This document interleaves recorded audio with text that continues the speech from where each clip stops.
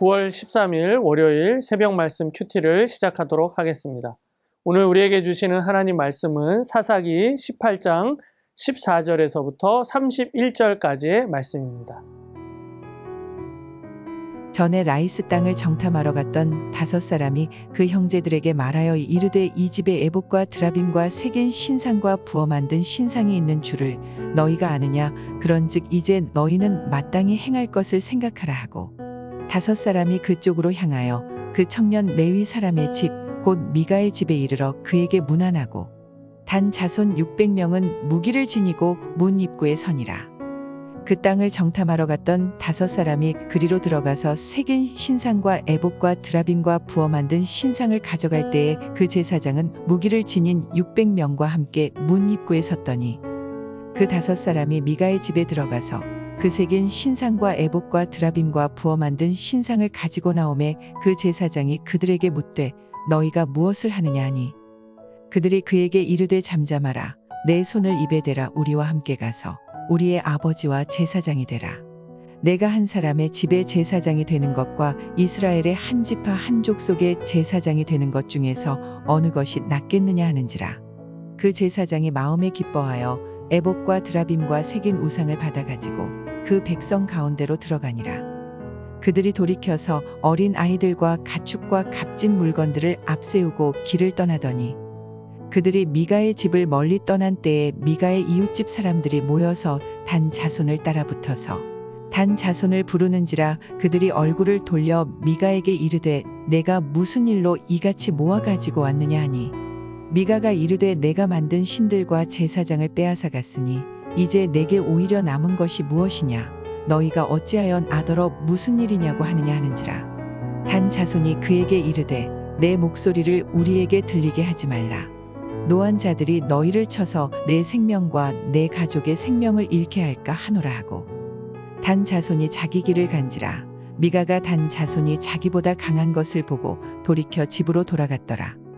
단 자손이 미가가 만든 것과 그 제사장을 취하여 라이스에 이르러 한가하고 걱정 없이 사는 백성을 만나 칼날로 그들을 치며 그 성읍을 불사르되 그들을 구원할 자가 없었으니 그 성읍이 베드로 가까운 골짜기에 있어서 시돈과 거리가 멀고 상종하는 사람도 없음이었더라. 단 자손이 성읍을 세우고 거기 거주하면서 이스라엘에게서 태어난 그들의 조상 단의 이름을 따라 그 성읍을 단이라 하니라.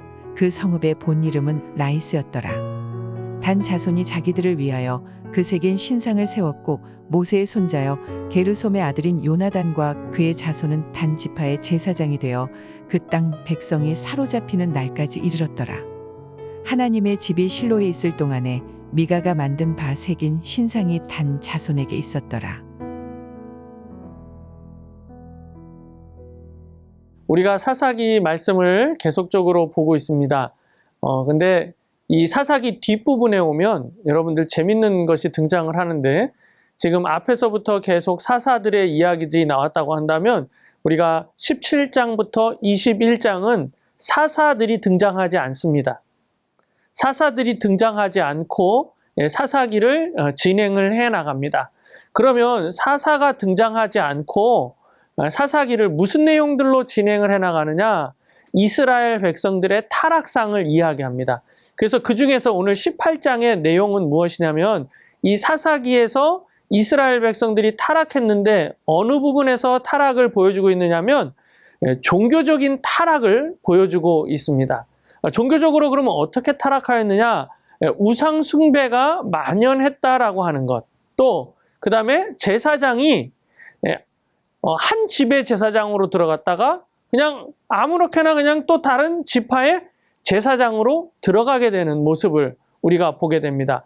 그래서 종교의 타락성을 보여주고 있는 것을 알 수가 있습니다. 그런데 그것이 구원자인 없이 이 사사가 없이 진행되고 있는 것을 우리에게 보여주고 있습니다. 그래서 오늘 이 18장 14절부터 31절까지의 내용을 통해서 그러면 도덕적으로, 종교적으로 얼마나 타락했는지를 우리가 말씀을 통해서 보기를 원합니다. 먼저는 우리가 잘 알고 있듯이 미가의 집이라고 하는 그 이제 내용들이 이제 나오고 있습니다. 미가의 집에 어떤 사람 왔느냐? 레위인, 한 젊은 레위인이 찾아왔습니다. 그런데 그 집에 이제 또 그래서 우상을 섬기고 이렇게 하는 내용들이 앞에 내용이 나오고, 그리고 나서 이제 이 단지파가 이제 이 미가의 집에 찾아오는 이야기부터 오늘 18장 14절부터 시작되고 있는 것을 볼 수가 있습니다. 그래서 이 단지파 사람들이 이 미가의 집에 있던 레위인을 어떻게 하느냐? 한 집의 가정에 레위인으로 있는 것이 좋느냐, 아니면 한 지파의 레위인으로 있는 것이 좋느냐 물어봅니다. 그리고서는 어떻게 하냐면 그 레위인을 이제 데리고 이제 가게 됩니다. 그러면서 그냥 단순히 이 레위인을 데려가는 것이 아니라 여기 20절에 보니까 그 제사장이 마음에 기뻐하여 에봇과 드라빔과 새긴 우상을 받아 가지고 그 백성 가운데로 들어가니라 라고 이야기하고 있습니다. 예. 제사장이 어떻게 했느냐? 이 미가의 집에 있었던 제사장이 먼저는 기쁘게 여겼습니다. 왜?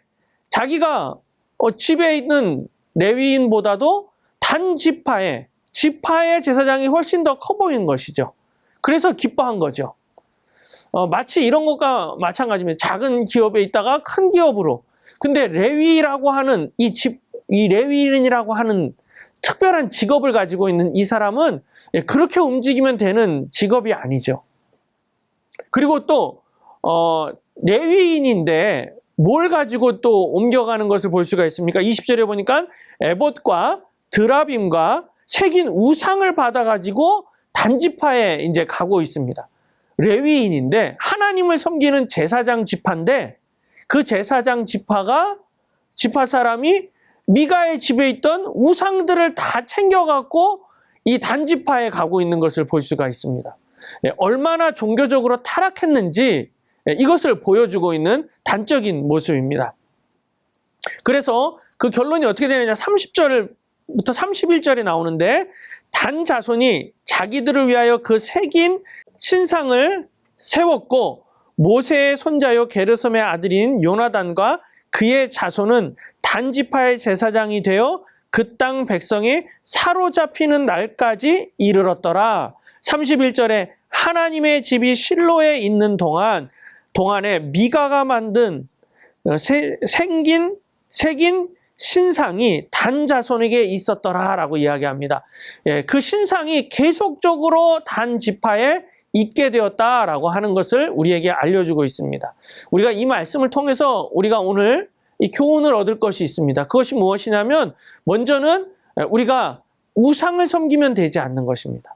하나님이 가장 싫어하는 우상을 섬기면 되지 않고, 또 우리가 이 미가의 집의 사건을 통해서, 단지파의 사건을 통해서 우리가 하나님 앞에서 우상 숭배하지 않을 뿐만 아니라 하나님 앞에서 타락하지 않는 우리 성도님들이 되기를 축원합니다. 이렇게 타락하고 어려운 시대 상황 속에 우리는 또 이러한 시대 상황 속에서 우리는 어떻게 신앙을 지켜야 되고 어떻게 하나님의 말씀을 지켜나가야 되며 신앙을 지켜나가야 되는지를 다시 한번 점검하는 오늘이 되기를 원합니다.